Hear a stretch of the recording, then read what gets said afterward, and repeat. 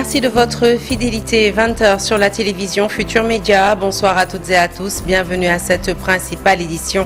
Les titres, c'est tout de suite.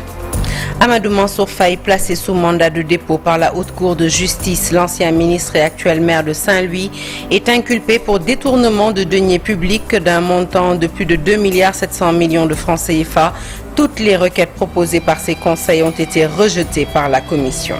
Dialogue politique du 28 mai prochain, les partis membres du FDR y prendront part. Ils ont tenu une rencontre ce lundi dans le but de préparer leur participation à ces concertations nationales. Dans cette édition, les précisions de Sambassi, membre du Front pour la défense de la démocratie. Effondrement d'un immeuble à Touba, le bilan s'alourdit et passe de 7 à 11 morts. Le renforcement et la territorialisation du contrôle technique parmi les mesures prises par le ministre de l'Urbanisme. Bala Moussa Fofana s'est rendu sur les lieux pour constater les dégâts de visu. Voilà pour les titres. Le développement, c'est tout de suite.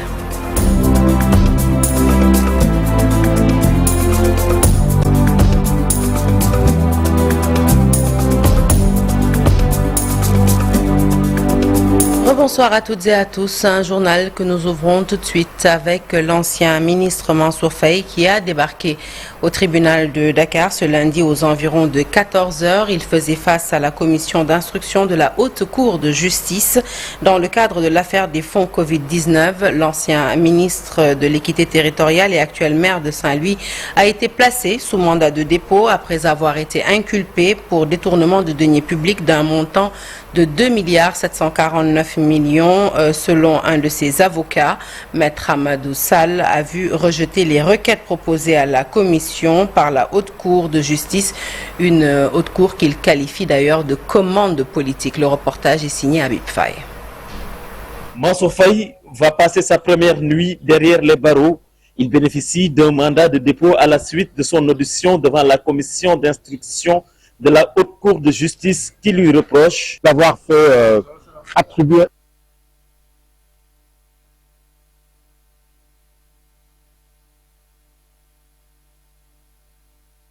C'est certainement une erreur, un petit problème technique survenu avec cet élément que nous allons certainement vous retransmettre avant la fin de cette édition.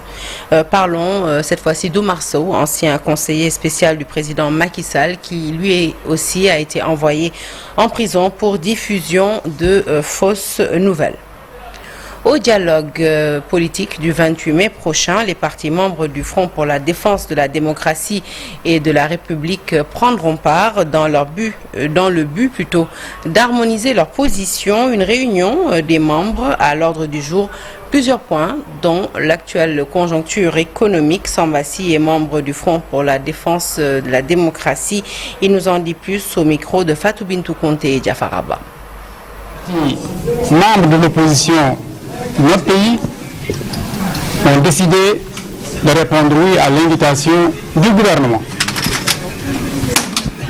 Nous avons répondu oui au vu de la gravité de la situation nationale. Nous avons répondu oui parce que l'existence des Sénégalais est bien rude.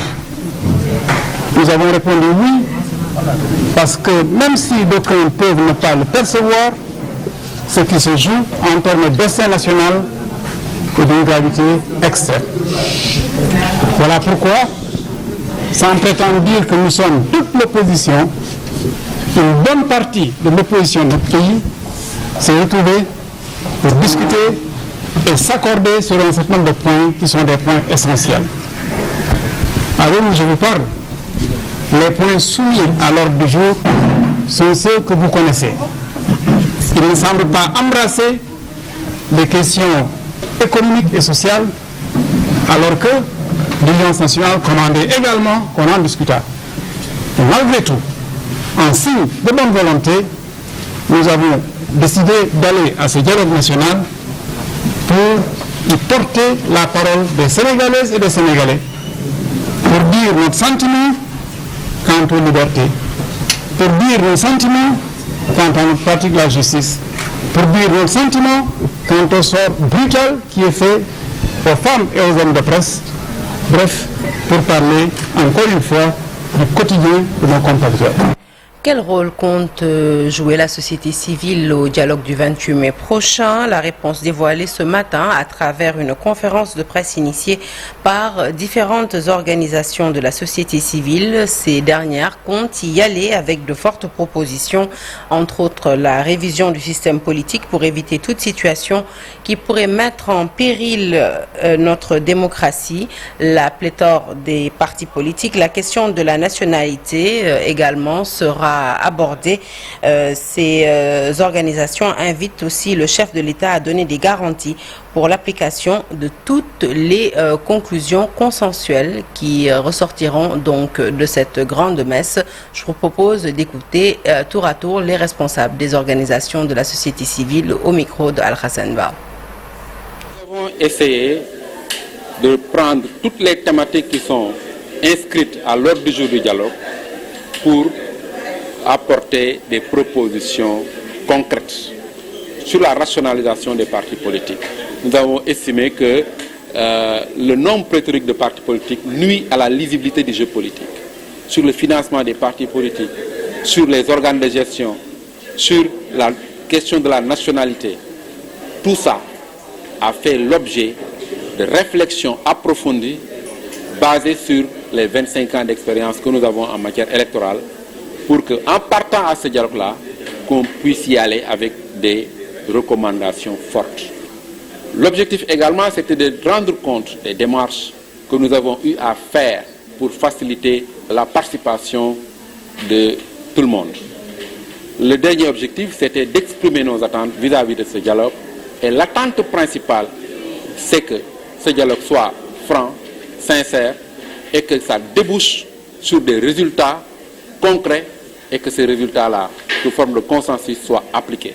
Donc nous lançons solennellement un message au président de la République pour que les conclusions consensuelles qui vont naître de ce dialogue puissent être appliquées afin que le Sénégal soit un hub démocratique et électoral unique en Afrique. Allez, reparlons de cet effondrement survenu à Touba, plus précisément au forage Baylat. Le bilan s'est alourdi. Il est passé de 7 à 11 victimes. Le commandant Mamdien Ndiaye, commandant zone numéro 2 de la Brigade nationale des sapeurs-pompiers, revient sur ce drame. Il nous en dit plus au micro de Pape Balagué et à l'Assemblée.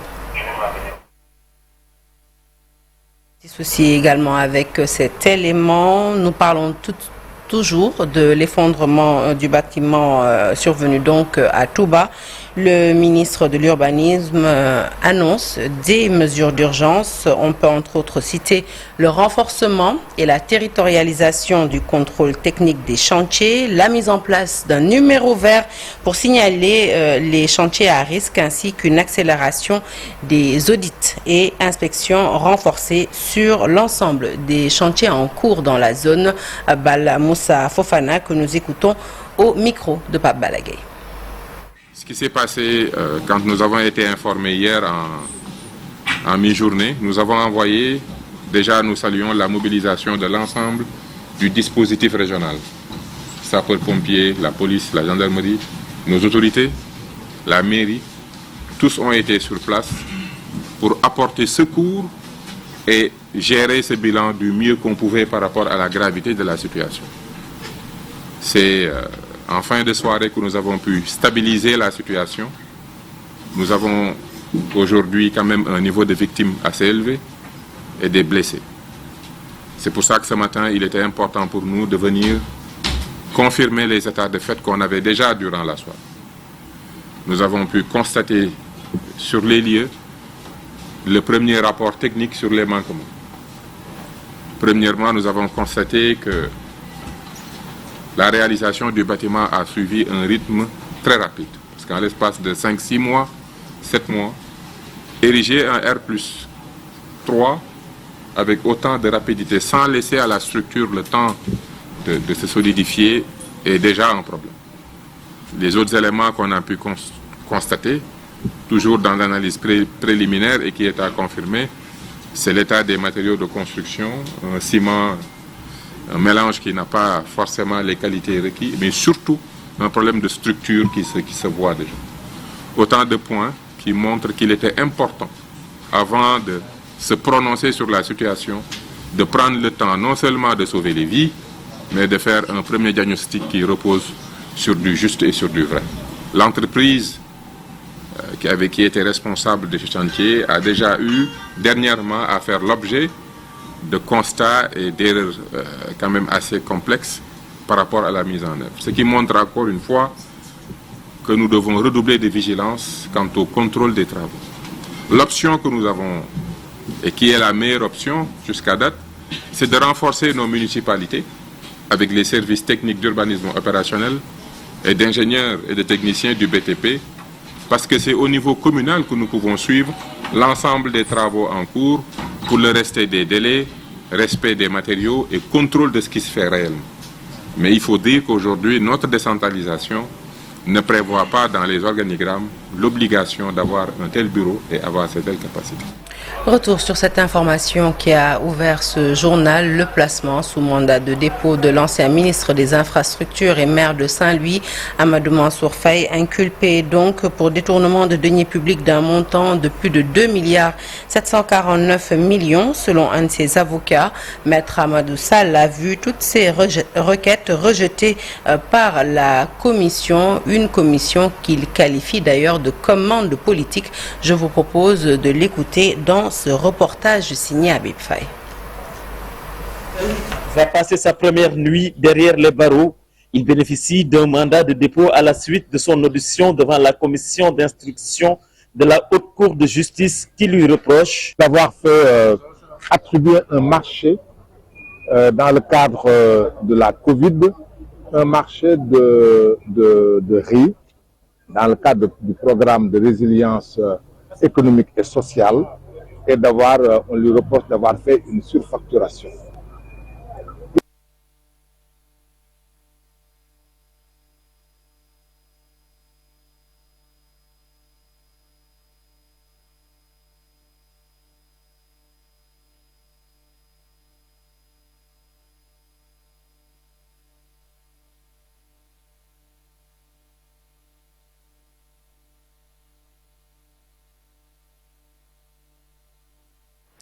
Décidément, de réels soucis avec cet élément. Nous nous en excusons et allons certainement vous le retransmettre lors de nos prochaines éditions. Parlons santé à présent avec ces affections nosocomiales, des maladies contractées dans les structures de santé. Pour les éviter, naturellement, un environnement hospitalier aseptisé, mais aussi bien entretenu pour rendre les soins plus efficaces. Le préfet de Rufisque ainsi que le directeur de l'hôpital Youssou Mbargane de Rufisque s'investissent dans le but de rendre l'hôpital assaini, mais aussi et surtout propre. Le reportage est signé Mamadou Fall.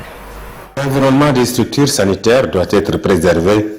Le rendre très propre participe à une bonne prise en charge des malades.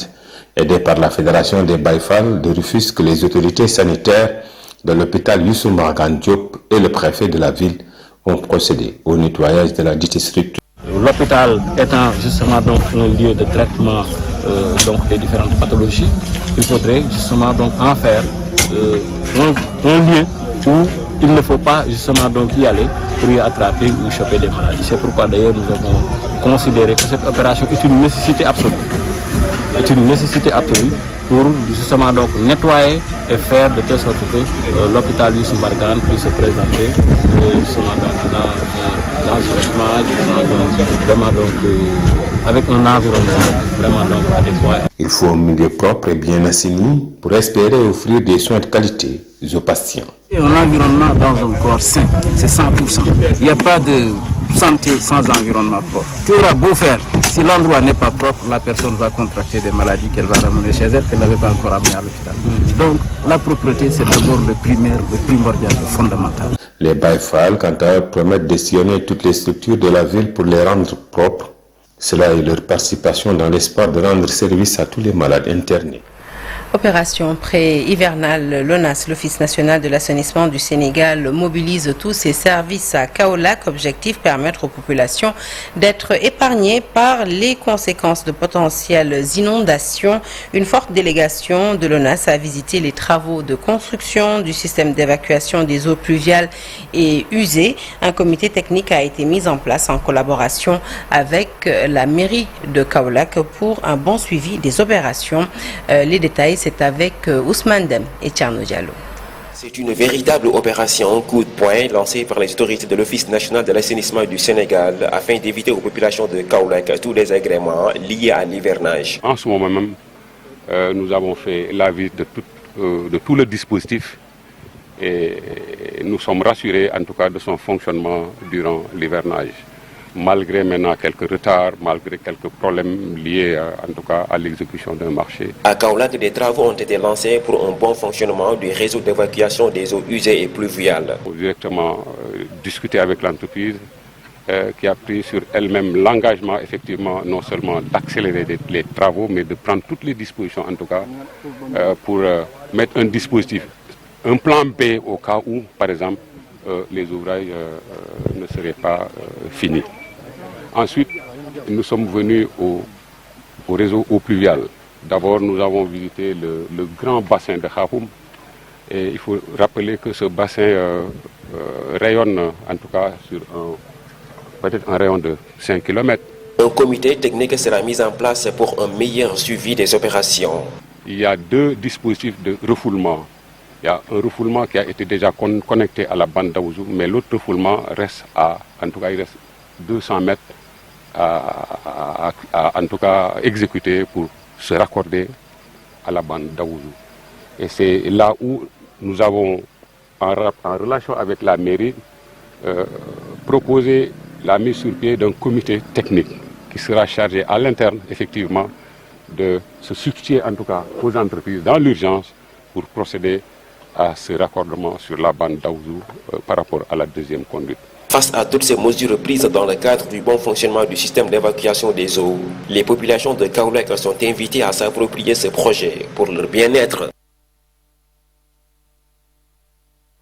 En prélude à la fête de la Tabaski, le secrétaire d'État Alpha Ba a effectué une visite au foirail de Dara pour s'enquérir de l'état d'approvisionnement en moutons.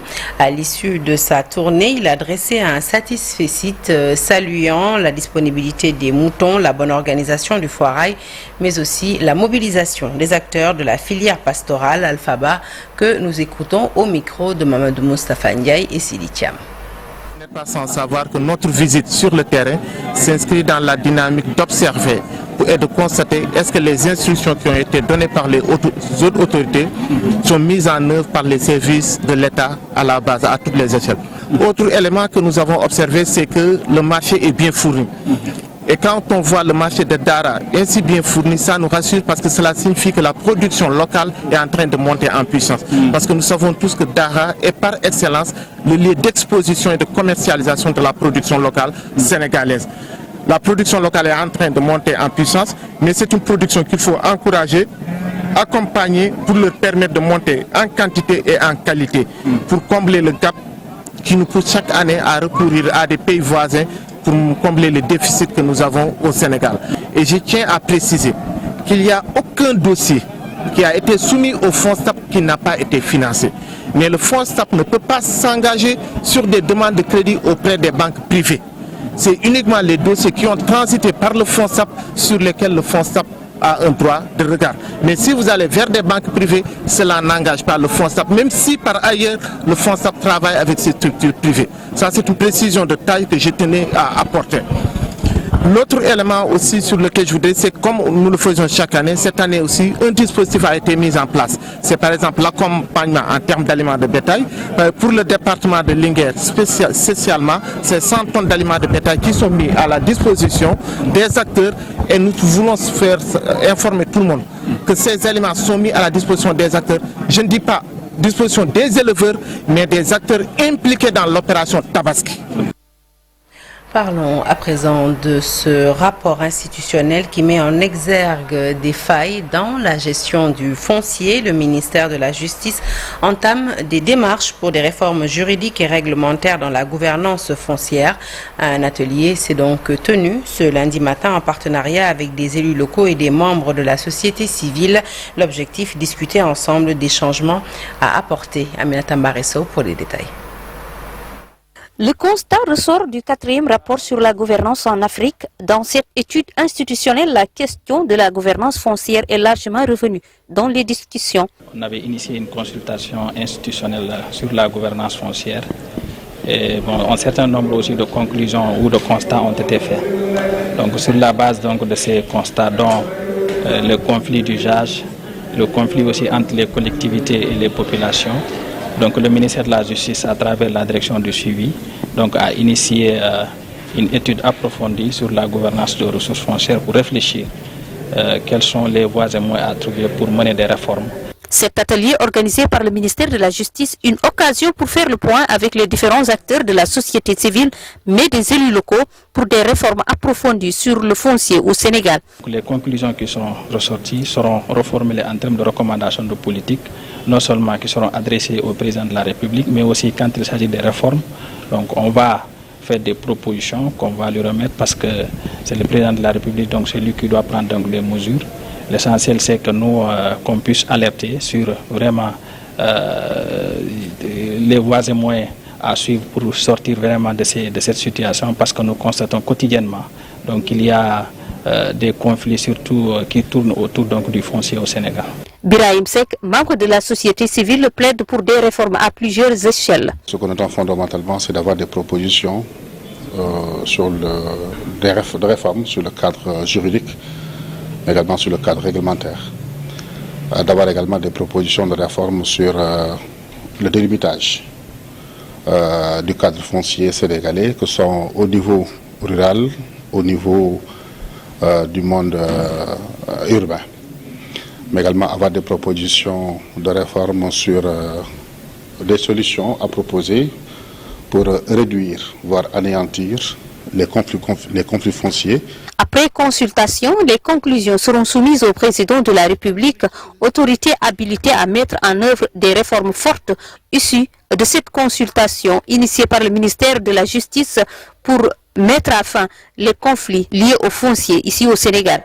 Dans la cité du Rail, plusieurs infrastructures saccagées, des bornes d'éclairage détruites ou volées par des malfaiteurs qui les écoulent via un marché noir, une insécurité qui a fini par installer une grosse inquiétude chez les populations. Le maire de la ville est décidé à mettre fin à ces pratiques qui mettent en péril le vivre ensemble. Le point, c'est avec Cheranta Diop et Seylatir qui ont assisté à sa tournée pour constater de visu les dégâts.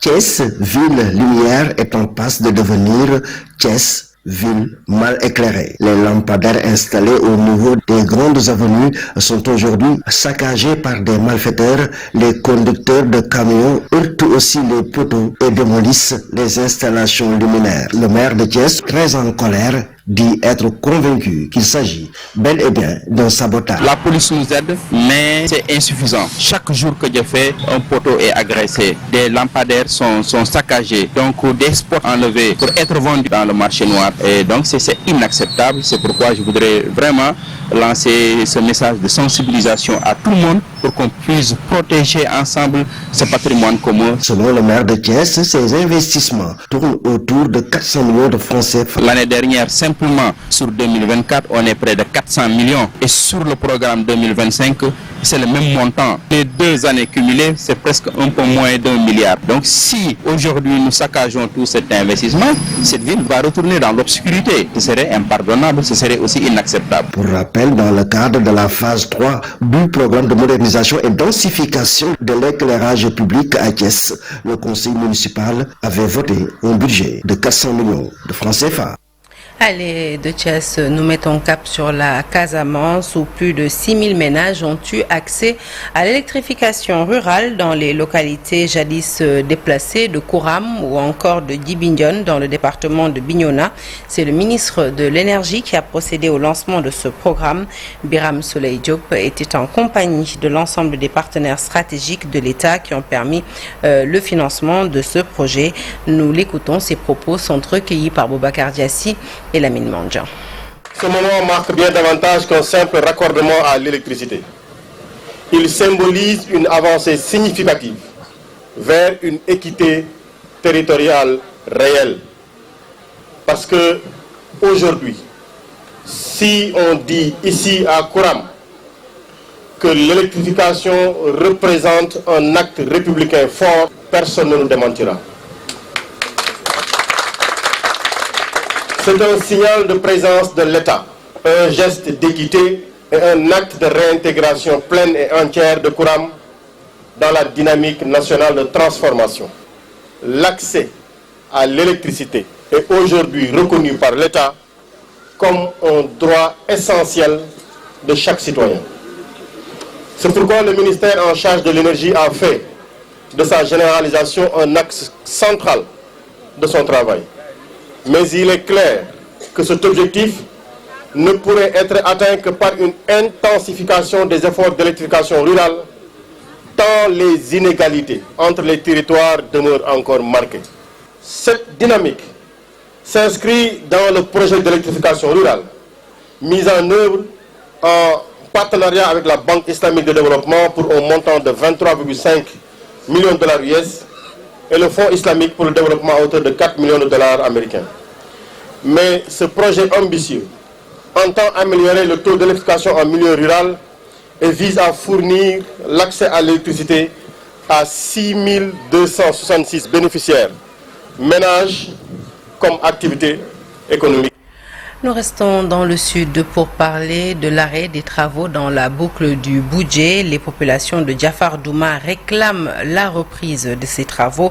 Elles demandent aussi la construction d'un barrage anti-sel pour récupérer les milliers de terres perdues à cause du sel, justement, et afin de leur permettre de pouvoir pratiquer l'agriculture sans interruption tout au long de l'année. Bakary Conté. Les populations de Diafar Douma réclament la reprise des travaux de la boucle du Boudjé en arrêt depuis l'arrivée des nouvelles autorités. Nous réclamons la construction de cette route, elle est impraticable. Les politiciens ne font que des promesses et des promesses ne sont jamais respectées. On l'appelle la boucle du Boudjé. Elle a quitté Ségou Bambali en passant par Giriji, Boumounda, Bemme et jusqu'à Marsassoum. Cette route est impraticable, nos véhicules se gâtent vite. Elle demande aussi la construction d'un barrage anti-sel pour récupérer les milliers d'hectares envahis par le sel, une manière de permettre aux populations de pratiquer l'agriculture pendant toute l'année. Nous rencontrons beaucoup de difficultés, à savoir la construction d'une digue anti-sel. Donc, je l'avais dit. Donc, nous, aujourd'hui, ici, on souffre beaucoup. Donc, l'agriculture, si l'État peut nous aider à avancer l'agriculture dans ce village, ça va beaucoup nous aider. Et ça va aussi retenir les jeunes de ne pas prendre les pirogues pour aller mourir dans les mers. Voilà. Donc, à part ça aussi, dans mon discours, je l'avais souligné que nous avons besoin de la modernisation des cités religieuses. Le village religieux de Diafar Douma sollicite aussi auprès de l'État le programme de modernisation des cités religieuses. Nos talibés ne mendient pas, ils ne traînent pas dans les rues. Nos talibés, ils ont deux activités, apprendre le Coran et pratiquer l'agriculture. Nous sollicitons auprès du Tout-Puissant et auprès de l'État un dara moderne et une mosquée moderne de dernière génération. Elles se sont exprimées en marge du gammo annuel du village de Diafar Douma. Le premier salon culinaire d'RFJ UNAFRES a réuni ce matin à Dakar plus de 300 exposantes en provenance des 14 régions du Sénégal, présidée par la première dame, Marie-Khouane Faye. Cette rencontre a mis en lumière le rôle central des femmes dans la chaîne alimentaire et la volonté affirmée de la DRFJ d'en faire des actrices clés de la souveraineté économique nationale. Le point avec Biram Dour. du Sénégal, Marie-Hone Faye, a présidé ce matin la première édition du salon culinaire DER/FJ Unafraise. Cette rencontre d'envergure organisée par la DER/FJ en collaboration avec l'Union nationale des femmes restauratrices du Sénégal a réuni plus de 300 exposantes venues des 14 régions du pays. Objectif, mettre en lumière les talents féminins de la transformation alimentaire, promouvoir le consommé local et faire de la cuisine sénégalaise un levier stratégique de développement et d'autonomisation. En acceptant de présider cet événement, je mesure l'importance du message que nous portons ensemble, celui d'une nation résolument tournée vers la souveraineté alimentaire, la valorisation des ressources locales et l'autonomisation réelle des femmes. Ce salon met en lumière la richesse de nos terroirs, le talent de nos transformatrices et le génie entrepreneurial de nos femmes qui, souvent dans l'ombre, nourrissent nos vies et dynamisent notre économie locale. Nous ne pouvons plus ignorer la capacité de transformation et d'innovation de nos entrepreneurs. Elles sont aujourd'hui prêtes, outillées, déterminées à faire partie de la solution. Ce salon donne à voir une diversité de produits, de techniques, de recettes, mais aussi de récits de vie, d'expériences, de terrain qui forcent le respect. À vous toutes, femmes de goût et d'engagement, je vous dis merci. Merci pour votre contribution au développement du Sénégal. Merci pour votre ténacité, votre passion et votre professionnalisme. Ce salon incarne une politique publique ambitieuse centrée sur la mise en valeur des ressources locales, le soutien aux filières clés et un accompagnement structuré des femmes entrepreneurs. À ce jour, la DER/FJ a investi 2,8 milliards de francs CFA dans la restauration, dont 93% des financements bénéficient directement aux femmes. Consommer local, ce n'est pas simplement manger ce que nous produisons, c'est revendiquer notre souveraineté. C'est donner du sens à chaque repas, c'est créer de la valeur, de l'emploi, de la dignité.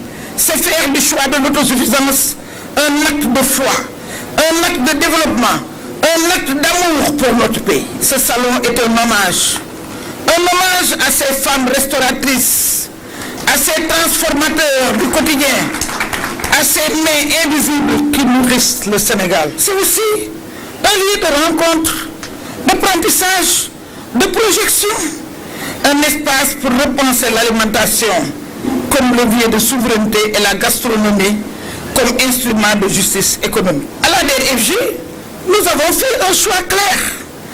Investir dans les secteurs qui nourrissent, transforment et qui élèvent. Nous avons déjà soutenu plus de 6 000 entrepreneurs du secteur de la transformation alimentaire, en particulier de la restauration, avec près de 2,8 milliards financés.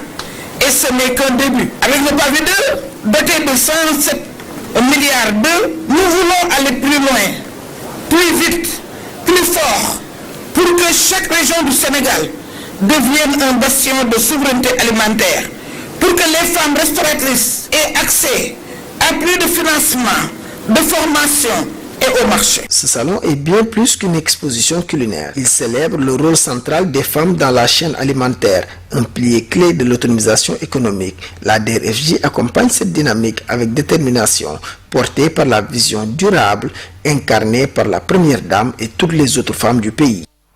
L'éducation avant le sport à Yeumbeul Nord, 113 élèves ont été primés par le maire Babacar Ndao lors de la 3e édition de la journée d'excellence de la commune. Il a également doté les meilleurs élèves de matériel scolaire tels que des ordinateurs, plus de 100 millions votés donc dans le budget de cette année pour la construction d'un nouvel établissement scolaire. Babacar Ndao que nous écoutons au micro d'Aminata Ba et d'Ousmane Baldé.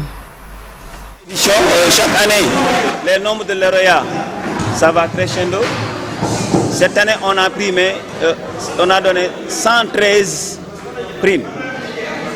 113 composés de 108 élèves de la CI au terminal et 5 prix spéciaux qui sont consacrés aux enseignants et aux directeurs.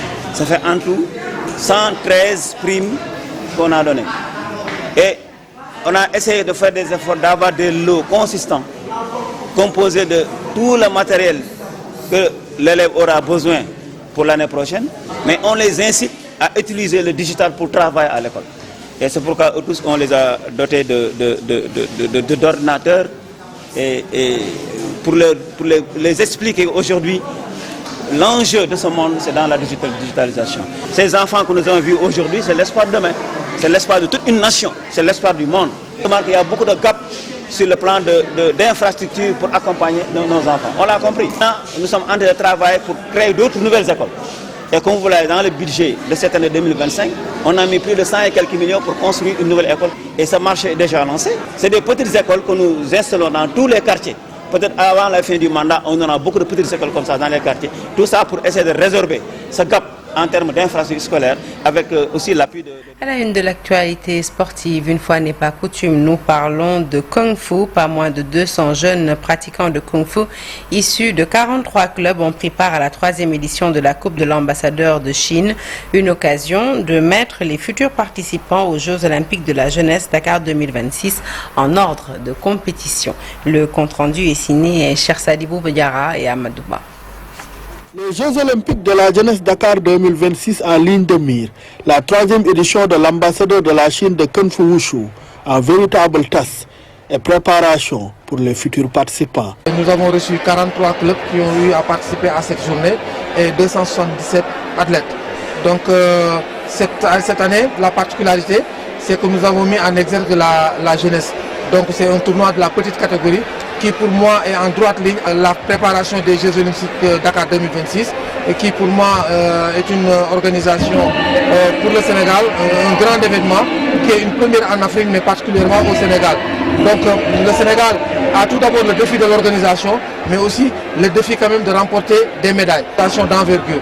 Donc je pense qu'aujourd'hui on a célébré cette journée pour permettre aux jeunes de se mesurer et d'étoffer aussi l'équipe nationale de la petite catégorie pour les prochains Jeux.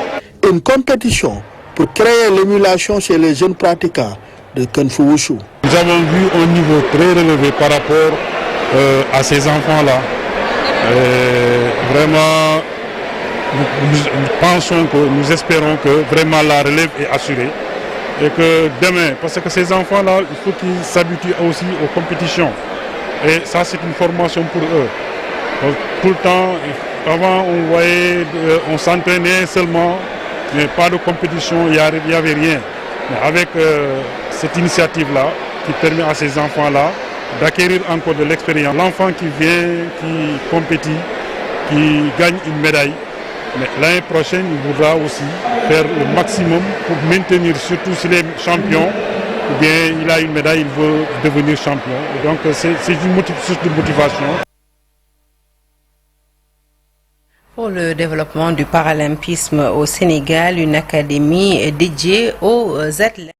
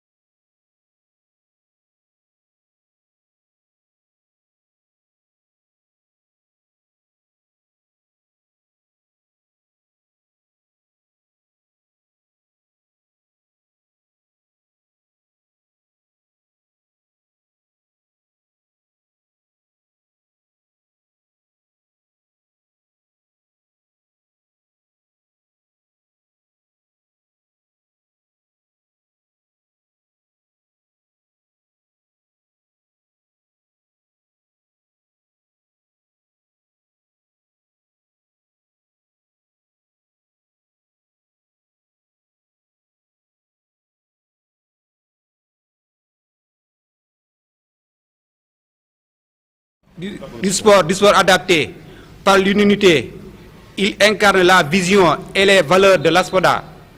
Nous avons également procédé à la désignation des directeurs techniques nationaux qui auront pour mission de définir les stratégies sportives, de coordonner les disciplines, d'encourager la montée en compétences des athlètes. ASFODA n'est pas seulement une académie de sport, c'est un lieu de transformation sociale.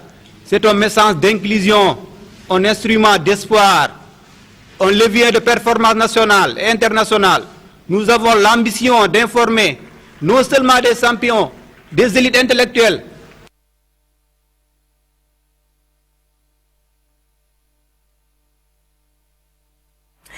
fin de ce journal. Merci de l'avoir suivi. L'actualité se poursuit sur toutes nos plateformes digitales. Mais tout de suite, restez avec nous. La deuxième partie de Soir d'info avec le docteur Chergué et nous parlons des préparatifs du dialogue politique fixé au 28 mai prochain.